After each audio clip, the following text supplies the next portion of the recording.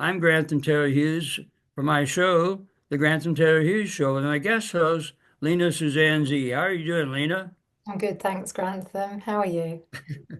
So, in pre-talk of this show, you wanted me to talk about some anecdotes about some people that are on the street that are seemingly not necessarily strange, but been out there a long time, and it's not your normal behavior. And people call them homeless or whatever, but I just don't know. I don't know that much about them. But the first one I became aware of, maybe, gosh, it's probably at least 40 years ago. It was on the El Camino Real in California, and one of my best friends, we'll call him Bruce, and his mother was Darla of the Little Rascals. And so she was this very famous woman, and she got into real estate later on. This is a funny story before I get into the entity, so to speak. She used to call me up. Her name was Carol, right? And she'd say hello like that. I'd say hello, how are you? And there's this long pause, right? And then she'd say, I'm fine, how are you? And I say, isn't it a great day? It's a really lovely day. The sun's out and everything, isn't it? Yes, it is. It's really nice. And then Bruce was in the room. He said, that's mom, isn't it? I said, yeah. She was known for her pregnant pause in real estate, driving people crazy and closing people that way. Anyway, so that was funny because Bruce goes, that's mom, isn't it? Right? I said, yep. So Bruce took me out to the El Camino Real, and there's a little township where it looked like an old Western country type with a wooden uh, sidewalks and wooden banisters and wooden pillars and stuff along kind of a boardwalk in front of some shops, right? So there was this gentleman that was sidling up and down and walking between the pillars and kind of standing next to him, being inconspicuous, right? And he was in this long tan, like a cowboy duster, they call him. It went down to his ankles. It was like a tan duster, right? If you could, and so he was in his tan duster, and Bruce says, "Oh, there went my video, right? It faded away. Let me see if I can bring me back. Bring me back. I'm back. Okay." So what happened was, I said, "Well, so what? There's a guy standing there in the duster." He said, "No, no, he's been there for about 30 years." I said, "Oh yeah, sure, like that." So anyway, this is going to be a little gremlin in the works, right? Hmm. Anyway, oh, there it goes again. So I'll try to fix this. I apologize if you bear with us here. Okay, that means the bears, right? So anyway, I said, well, yeah, oh sure, yeah, he's been here for 30 years, right? So sure enough, uh, um, he brought me back 2 weeks later, and the guy was still there, right? And then I sort of, you know how you get startled by something, you go like this, oh wow, I guess it's not going to let me stay in this. I don't know. I'll Yeah, have to. should we pause with the story for a minute just to get it? Okay, maybe if I go off the screen, let me go down here. All right, so anyway, we came back 2 weeks later. He was still there, and I went, oh, I got startled. I went, yeah, you're right. The guy's been around for a long time. You know, if he's been there for 2 weeks, he could easily been there much longer, right? He said, yeah, he's been there since I was a kid, and Bruce was in his 30s, right, at the time. So you got to appreciate that. All right, so this. And oh, here's what happened. The upshot to that was I said, let's go and talk to him. And Bruce says, no, no, no. I don't want to go talk to him. He was really, really frightened. He didn't want to go and talk to him. I said, no big deal. So I pulled up and parked, and they had diagonal parking lots on this little township on the El Camino. So I drove up and parked. I rolled down the window. In those days, you had to roll the window down. They didn't have electric windows except for the Rolls Royces. And anyway, those my car. Anyway, so I rolled the window down. I said to the gentleman, I said, "Sir, do you have the time?" Like that. I kind of yelled out because he was up on the wooden walkway, and he stepped down from the walkway and came over, and he rolls up his sleeve, and there's a Rolex watch. And he said, "Oh, it's a quarter past 10." And then he put his sleeve down and walked away. But he was wearing a Rolex. You see what I mean? And very expensive, bro. They had diamonds in it and everything. And then when he left, Bruce and I looking it over our shoulder, going, "My goodness, what does that mean?" Right? So these are real mysteries, right? So then recently, where I live now, temporarily, I moved from place to place. But anyway, recently I've been living in this place for a couple of years, and I was seeing this gentleman on a road called Silverside Road, right? And I proceeded to call him the Silverside entity, right? Because he was out there all the time, and I kept seeing this gentleman. So I asked some neighbors that were pretty far away, if they've ever seen this gentleman before. I said, "Yeah, oh yes, yes, we've talked to him, given him donations and things." I said, "But did you ever get any extensive information from the guy?" He said, "No, no." And so people, this was a well-traveled road, and people so I was riding in the car and seeing this guy several times, always out there. So one day I had them pull over, and I got out of the car and parked the car, and I went behind him, and he was sitting in front of this little sign on the road. It's kind of his perch where he sits, and but he walks around on this road too. But anyway, so I went up to him gingerly, and I gave him some money, and he took the money out of my hand, and I said, I wanted to talk to you a minute." And he handed me the money back like I was paying for his services or something. It was really funny, but he was a very gentle soul, very little tiny guy. He was 4 foot nothing. He was really small. He was sitting there very quietly, a very slim, slight individual. And and I said to him, I just wanted to talk to you, but he gives, like I said, he gives the money back, thinking I'm paying for his time, right? I said, no, I didn't really want that, but he gave it back. He didn't was pushy with it, but he gave it back.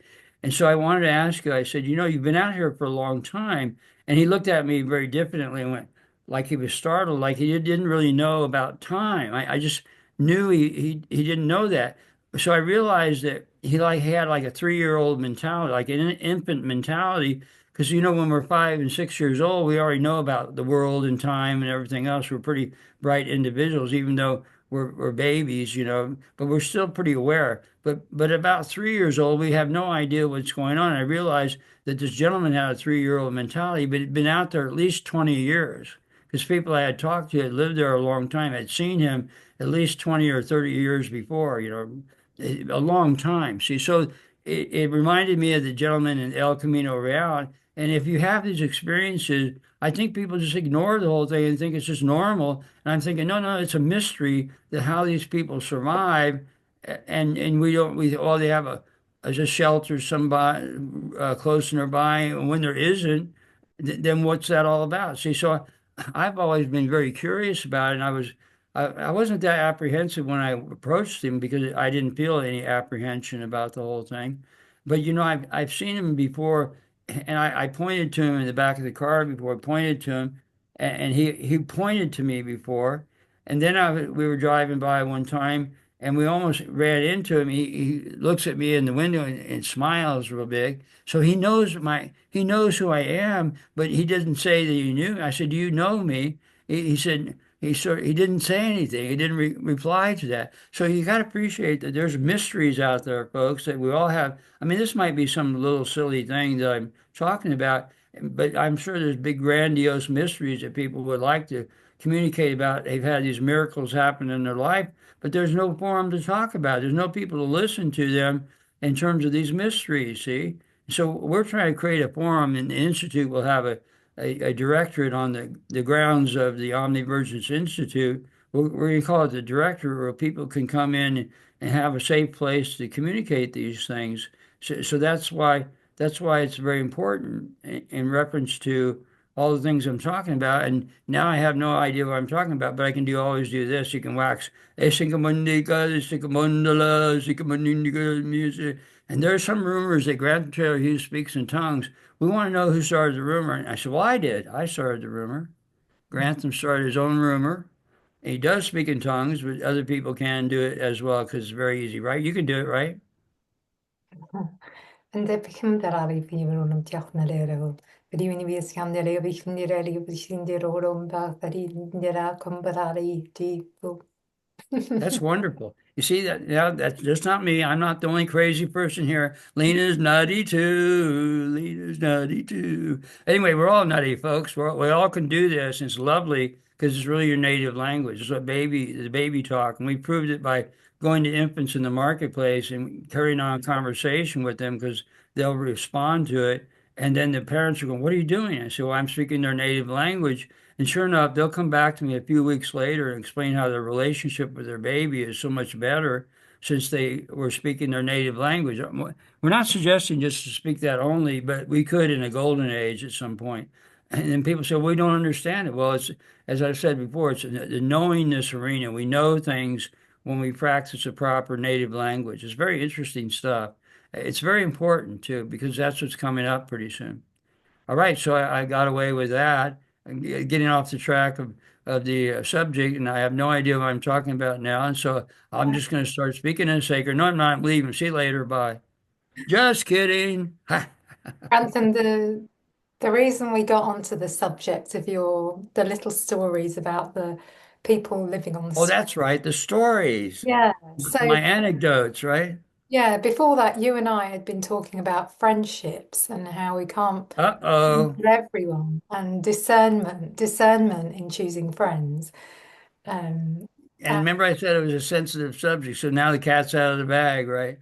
Well, okay, I realize that, and people, because it's a sensitive subject, because it means you're picking and choosing your friends, so to speak, and maybe there's some truth in that. So the breakdown in truth, it sometimes is difficult to communicate about it because we just make friends and we make friends. We don't want to really analyze it, so to speak, right? It's a feeling we have to to be with somebody, but then you can't be with everybody because you got 24/7. So that becomes an issue about timing.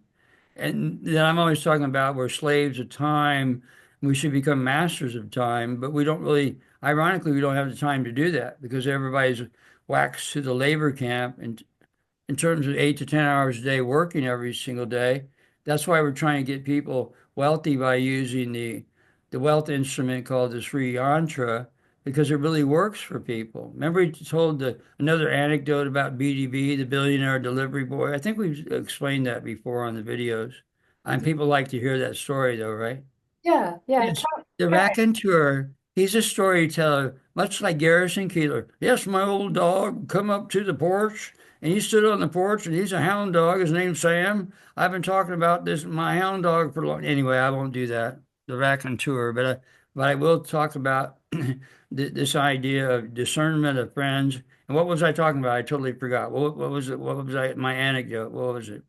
Well, yeah, I don't know how, but you got onto the subject of the billionaire boy. But Oh I yeah, the wanted billionaire delivery to, boy. You see, yeah, age has its foibles in terms of slipping your memory. I have a 3 second memory, 3, 2, 1, blast off, and it goes away. And proof is because I forgot about the BDB that was about 5 seconds before. Anyway, so oh, you don't want to talk about billionaire delivery boy? You stop me, right? well, you can, but I wanted to comment on discernment with Oh friends. gosh, but that's a sensitive Yeah, subject with I me because know. now But, you're gonna.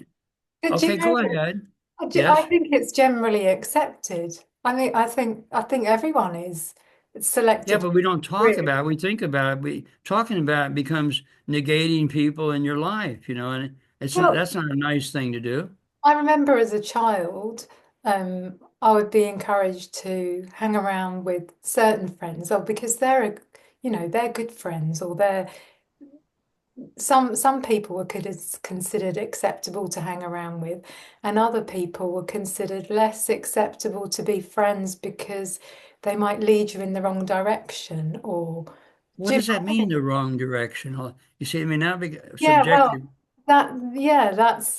that's people making judgment about their behaviors and Oh, whether yeah. they See, these are interesting behavioral ideas in terms of society. Like, what's polite society? I think we've gotten away from polite society because now people are waxing a lot of profanity in their normal vernacular, which I don't really like. That's why I like the Catholic Church because even though the priests are having big issues now, the at the podium they don't speak, they don't use profanity. I don't like using it. You'll never hear me use it on this call. People can use it all they want, but I just think it's a waste of time because our vocabulary is very rich, and we have about 1 million words in English language, and I have to learn. I only know 990,000. I have 10,000 more to learn. But you see, these subjects become. I think it's really on a timing thing. like you don't have time for everybody. So you make time for people where it's maybe whatever you discern that's what you feel about the situation. You have to make time for it because we only have 24 hours in a day. You can't befriend everybody. And most of that time I'm sleeping. If I don't get my 16 hours a day, I'm a basket case. I stole that line from Manhattan from Woody Allen. I don't sleep 16 hours a day. I'm lucky to sleep 2 hours a day. But it catches up with me too, and mustard too. When you get ketchup, you should have mustard in the West and put that ketchup and mustard on your burger or hamburger.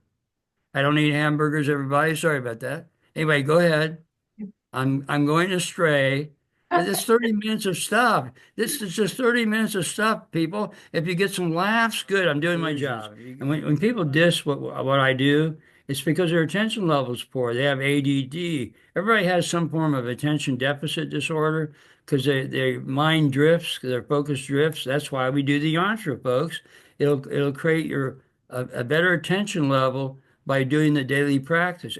Also, it will cure autism if you get the autistic person to do yantra. I say that here first because autism is just that the eyes are not focused on your exoteric world. So if you have trouble with your attention, the yantra will cure all that or enhance your attention level. You see, that's the beauty of this whole thing. Not only will it bring you riches, but it'll also help you with your attention, your psychology, help in friendships too. Because to create friends, we got to pay attention to what they have to say. You have to nurture your friends. You talk to them and nurture conversations. Pay close attention to them. Appreciate them. You see what I mean? I think you could befriend anybody if you get to the meaning level of a communication. I was talking to a lady in the marketplace. Her name's, well, I'll leave that out. But anyway, so she was talking to me one day, and we were sort of, I had seen her before in the market, and she was sort of apprehensive. But then we got into some discussions, and I found out she's this biologist, a really brilliant woman. We were talking about biology, and we actually were getting into a conflict with certain viewpoints. But then I went away from her. She's waving to me, and she's happy. She's rushing up to me and everything because I was nurturing the conversation because she knew I was paying attention to her. It's just listening, really. Friendship is about listening and speaking kindly to people and stimulating others so they can speak. And that's it. It's a conversing. Good conversations are to teach people to gain self-realization with their voice, because I gained that a long time ago. So my responsibility is to help other people to get that self-realization in their speech. People want that, but they have to make their connection by talking. That's called the ninth sense, or in ascension being is speaking. The ninth sense is speaking, and we have to do that in order to be sentient. Otherwise, we're an animal. The first five senses, any cow has five senses, a dog has five senses, a cat has five senses, any animal has five senses. So why do they teach us in school we only have five senses? That's ridiculous. See, they're trying to teach us to be animals and go to work, but it's not a contrivance. Be careful with contriving. It's mistakes of traditional thought. Nobody's contriving anything. You don't have a big meeting room like they claim I'm Bauer-Rothschild. I meet with people and control the world. That's not true at all. My relatives, I wish I could get along with them. You just don't. It's hard. Families have difficulties nowadays. That's probably the biggest problem. You got to create friendships in your own family. Like my older sister and I are very dear friends. But remember, I said to you the other day, we didn't talk for 25 years. We stopped talking. It was real simple. We just quit talking. It was a long time. But remember, I said that my brother and I got back together, and I was talking to him, and he said, "Call your sister." And I was apprehensive, right? But then the irony is, it came full circle because my little brother went wayward on some things. Talk about wayward. He was a very brilliant person, but he's a lot of wacketry in what he was talking about, in my opinion. But anyway, so then I said to he wasn't talking to my older sister, and I said to him, call your older sister, and he did the same thing I did. He was apprehensive about calling her, so it went full circle with the whole silliness that goes on in our lives. So friendship is a matter, I think, nurturing the relationship. And if you want to have good friends, it's up to you to nurture it because you have to take the initial thrust to do that in order to because if you're aware of like we're having this discussion about being the one that's aware of creating friendships, then you have to initiate the friendship and decide who you're going to talk to and who you're not going to talk to, and who's sensitive to your needs and you're sensitive to their needs. I think it's just a nurturing of the friendship, and it's not always perfect because sometimes I had a dear friend, a woman friend that I never went out romantically with, and we had known each other for 12 years, but we never got in an argument. So we were always nervous about getting in a yelling battle, right? And and nobody really wants to do that. But when you do that, you really know it cements a relationship. It's like that argument I had with the lady who's a biologist in the marketplace. We got in kind of a little argument, but it showed our full colors, right? So anyway, we got in this big argument with this friend I had known for a long time. It was really big Donnybrook. And then when we stopped, and she said, that wasn't so bad after all. So we didn't have to worry about that anymore. We now we knew the dynamic in our consciousness, in our behaviors. We knew all realms of the whole thing. We didn't have to hide out from an argument and whatnot. So it's very interesting about friendship means you can be yourself. If you can be yourself around somebody, that's the best people to be with. And I have some dear friends that are like that. I hope that you're one, you know. We haven't known each other that for a long time, but I feel like I can talk to you. So that's good. You see, there's a friend right there. We made friends on the Grantham Taylor Hughes show. Making friends with Grantham Taylor Hughes. Come on, Grantham Taylor Hughes, new co-host, and make friends with them too. Anyway, I'm making light of it. That's mean also. That's my wife says, your laugh, I mean, your jokes are left-handed compliments. Remember, I said, I really like your dress, but I hate your shoes. You see, that would be a left-handed compliment, you know, which my wife says I'm the master at that, left-handed compliments in public. So you can't take me out in the public. You got to be careful with me. Watch out for the left-handed compliment. He'll honor something about you, but then condemn something right away and make you feel good and then drop you down and make you feel very bad. And I apologize for that, everybody, for doing that, but that's just me. It's my personality. And it probably stinks, right? Oh, sorry about that. She'll edit this. Lena edits all the bad stuff that I do, right? No, I'm not going to. Remember, he I'm said, not, I'm not going to. I'm And con- now I'm in big trouble, big trouble. Anyway, I'm going to do my plea today. I didn't do my plea in the last video. Okay, my plea is please subscribe to our channel because I'm trying to raise funds for my institute, the Omnivergence Institute. And I'm not begging you for the money, not at all. Yes, yes, please send the money. Actually, YouTube pays us. You guys subscribe. You don't have to pay for the subscription, but the subscription will get the YouTubers to pay us through the advertising money. And the advertising, when you buy things, it's kind of indirect money from you. Because when you buy things, you pay me, you see, through the advertising. So we can't get around that. So please subscribe, and I won't beg you to subscribe anymore. I won't ever do it anymore, but please subscribe. I'm begging you. Silly, yeah. right? And I'm also, a very silly man, as you now know.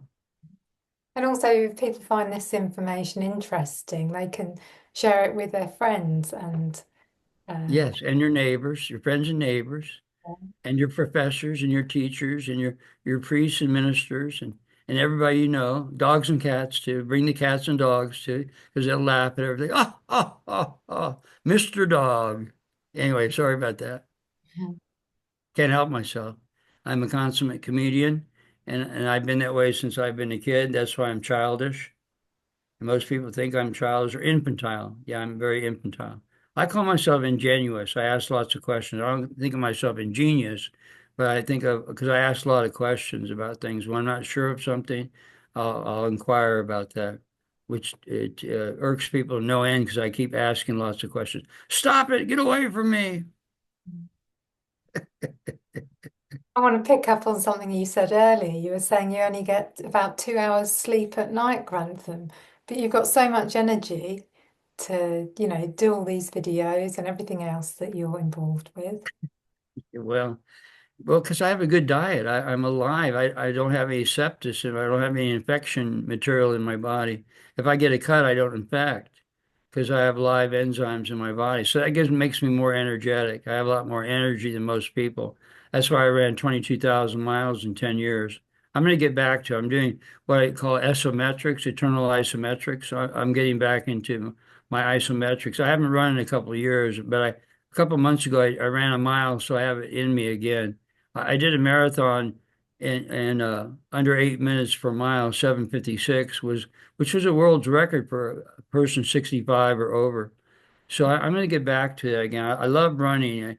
There was a book called by Chris McDougall called Born to Run, because our bodies are runners, to be honest with you. And I really loved running. One time I was doing this long run. It was over 10 miles. And I felt at that point I could never stop running. I just felt it within me. I got to this level where I could do this forever. Just keep going. See? So, Grantham, do you think that it's natural to run without a reason? You know, like it- I imagine there were maybe times where we had to run from danger. You know, like a a big Oh, cat. I see. Do you know what I Oh, mean? yeah, just to run on for the sake of running, they say you shouldn't do that. No, Oh, I can't hear you. I'm Okay. asking what's your opinion? Do you think that it's natural for humans to run just for the sake of running, just for the joy But of? no, I think it's good to be a runner. I think it's very healthy to do it because like I said, I ran a lot and I ran 10 milers, probably 210 milers at least. And I did 6 marathons. Ironically, I did three in 1 month, 3 marathons in 1 month, which is probably unusual to do that. I was giving a talk, a raw vegan talk at a convention one time. And before I did it, I was going to run a marathon. I was going to get to the podium and say, I ran a marathon this week. But then I ran three instead by the time I had to talk. But then I only did three over 10 years. You got to appreciate that. And I haven't done a marathon in a long time. But it's a real great joy to do that. But it's a gruel to be able to go 26.2 miles is it's not necessarily easy, but when you're in good shape, and I was in great shape, and it's I think it's something that is in us. It's innate. Like when I got in really good shape, I just felt like the joy of it's like a dance, really. When you're it's like karate's like a dance too. They do the kata and what have you. Running's like a for joy of living type thing. I think that has a lot to do with it. The joy of motion, the joy of physical interaction. I think that's really what it's about is just the joy of living. And and especially being raw vegan, my body's so alive. Sometimes I didn't want to run, but my body's taking me out to go running. I was my inside go, no, I want to go to sleep, but no, the body's moving, and I'm not really in control of it. It's really interesting about that because there is a joy in that practice, you see. And people that are long distance runners would probably agree with me, but you can't really have that understanding unless you have the experience of it. And like I said, I ran great distances. I've done many half marathons. I probably did about 20 of those. But the 10 miler used to be kind of almost like a standard. Let's go out and do 10. Pre There was a guy named Prefontaine who was a Olympic runner. He used to say to his running cronies, he said, "Let's go out and let's do 10 like that. Let's go out and do 10." But after a while, I was doing 5 miles a day was a standard. But that was my first 5 milers. I came home and I said, I don't think I could ever do that again. But then it became a standard run that every time you go out, at least you do 5 miles, which was easy peasy stuff. So there's a great joy in the whole thing. So when people say you should run when you need to run, I said I don't agree. It's a joyful experience to do that, and when we have the skills and the motor skills to actually do that practice. It's a doing thing again, something to do, and I think it's wonderful. And I'll get back to it. Well, You know, Grantham, you've inspired yes, yes, me. ma'am. You've inspired me, so I'm going to try getting back to running too. And on that note, I think we'll leave it there. So Okay. just to say thank you to all the viewers for watching. Please share, like, and subscribe, and we'll see you next time. Bye for now.